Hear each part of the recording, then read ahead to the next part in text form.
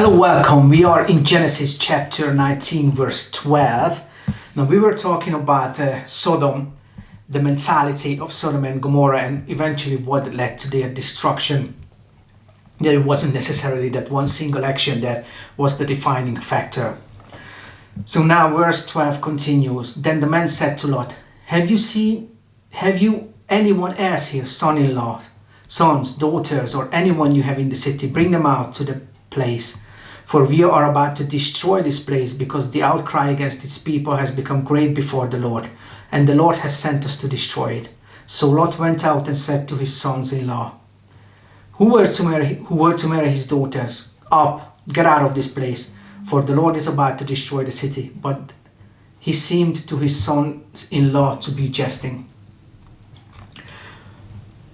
I thought about this and I came to the conclusion that if you are comfortable in the lie or in your sin or in the situation which is other than the truth, and if you're presented with the truth, you reject it, you don't want to accept the truth. Because why would you? Why would you want your to be uprooted? Why would you want your worldview to be challenged? And apparently I read it somewhere that people do not like the worldview to be challenged. And again, I heard it's an atheist told me once that, yeah, I understand that God might exist, but my problem is what it means to me, the changes I would have to make in my life. And fair play to him, he admitted he realized what the problem was, what his problem was, why he hesitated, not even considering the gospel, but why he hesitated coming to the Lord.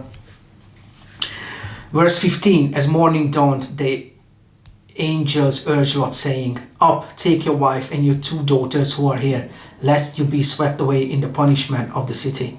But he lingered. So the man seized him and his wife and his two daughters by the hand, the Lord being merciful to him, and they brought him out and set him outside the city. And as they brought them out, one said, escape for your life, do not look back or stop anywhere in the valley. Escape to the hills, lest you be swept away. And Lot said to them, oh no, my lords, behold, your servant has found favor in your sight, and you have shown me great kindness in saving my life. But I cannot escape to the hills, lest the disaster overtake me and I die. Behold, the city is near enough to flee to, and it is a little one. Let me escape there. Is it not a little one? And my life will be saved. He said to him, behold, I grant you this favor also, that I will not overthrow the city of which you have spoken. Escape there quickly, for I can do nothing till you arrive there. Therefore the name of city was called Zoar. So the Lord could be reasonable. You could still deal with the Lord. And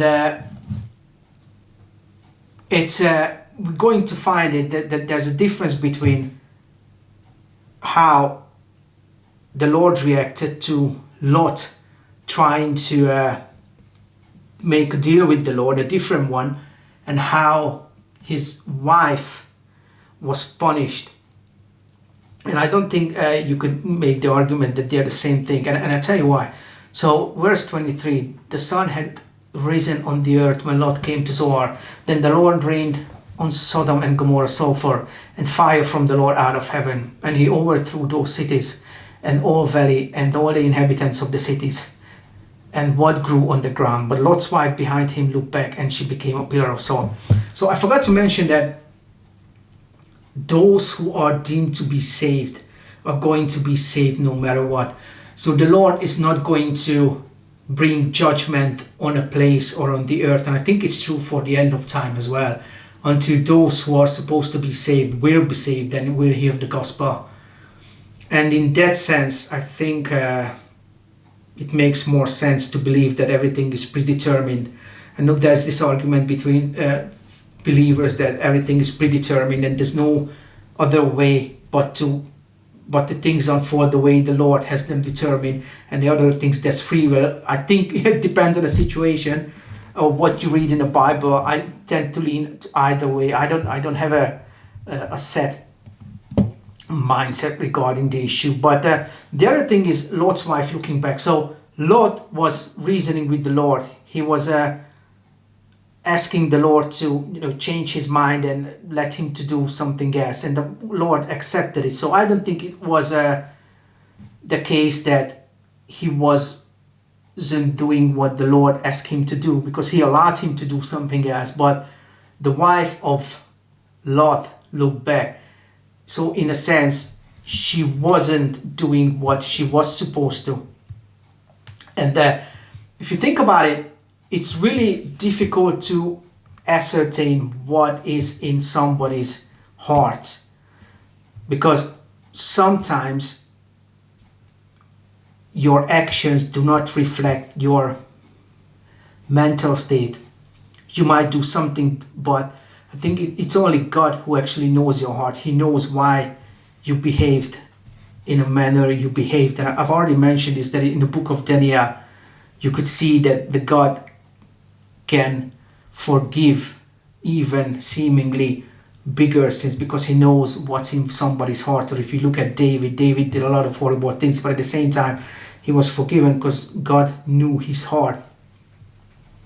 And the other thing is, it wasn't just about not doing what the Lord asked him to do, but asked her to do, but also I remember that I had to leave places, or I left places like workplaces or cities or countries where I lived. And the places where I enjoyed being, I did look back. I remember that I had that longing that hopefully I will come back one day. But if you leave a place like a workplace where you don't enjoy working, I don't think you even think about, feel any sense of, you have any remorse or anything leaving that place. So I think it does show in your action, looking back, what, to a certain extent anyway, what she had in her heart. But ultimately the Lord knew what she was thinking. And Abraham went early in the morning to the place where he had stood before the Lord, and he looked down toward Sodom and Gomorrah and toward all the land of the valley. And he looked, and behold, the smoke of the land went up like the smoke of a furnace. So it was that when God destroyed the cities of the valley, God remembered Abraham and sent Lot out of the midst of the overthrow, when he overthrew the cities in which Lot had lived. Again, so God remembered his promise to Abraham, and because he made a promise to Abraham, he saved Lot. And because he made a promise to Abraham, we are saved. Now Lot and his daughters, verse 30. Now Lot went up out of Zoar and lived in the hills with his 2 daughters, for he was afraid to live in Zoar. So he lived in a cave with his 2 daughters. And the firstborn said to the younger, Our father is old, and there is not a man on earth to come in to us, after the manner of all the earth. Come, let us make our father drink wine, and he will lie with him, and we will lie with him, that we may preserve offspring from our father. So they made their father drink wine that night, and the firstborn went in and lay with her father. He did not know when she lay down or when she arose. The next day the firstborn said to the younger, Behold, I lay last night with my father. Let us make him drink wine tonight also. Then you go in and lie with him, that we may preserve offspring from your father. So they made their father drink wine that night also. And the younger arose and lay with him. And he did not know when she lay down or when she arose. Thus both the daughters of Lot became pregnant by their father. The firstborn bore a son and called his name Moab, and the father of the Moabites to this day. The younger also bore a son and called his name Ben-Ammi. He is the father of the Ammonites to this day. So as I mentioned earlier, Lot ended up being in the same situation as what he proposed earlier, to give his daughters to be slept with. How he offered his daughter that they could be raped, and essentially the same thing happened, although it was a reverse rape, if you will. And it's the same thing as what happened to Noah.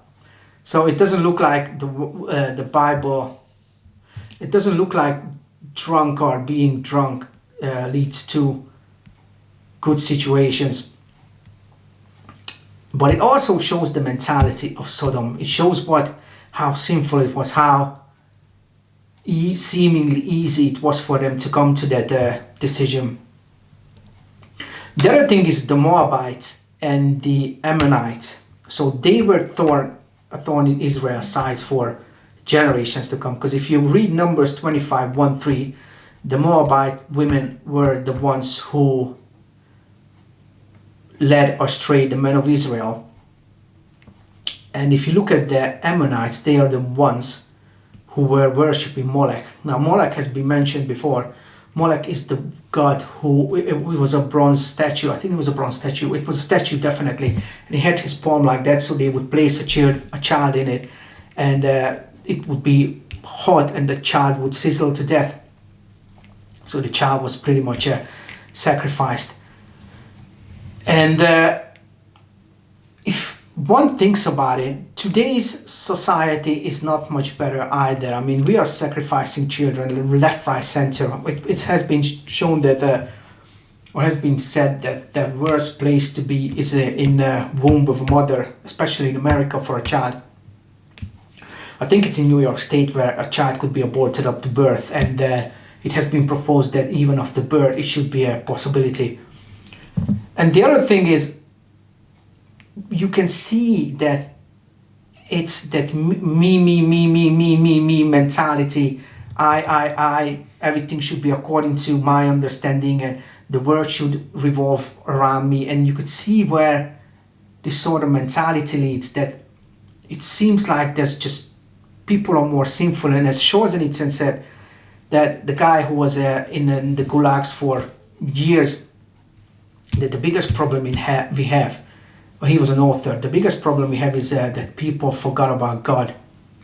And I think the only way, the only solution is Jesus Christ and what he did for salvation, so that we could be saved from our sins. Amen.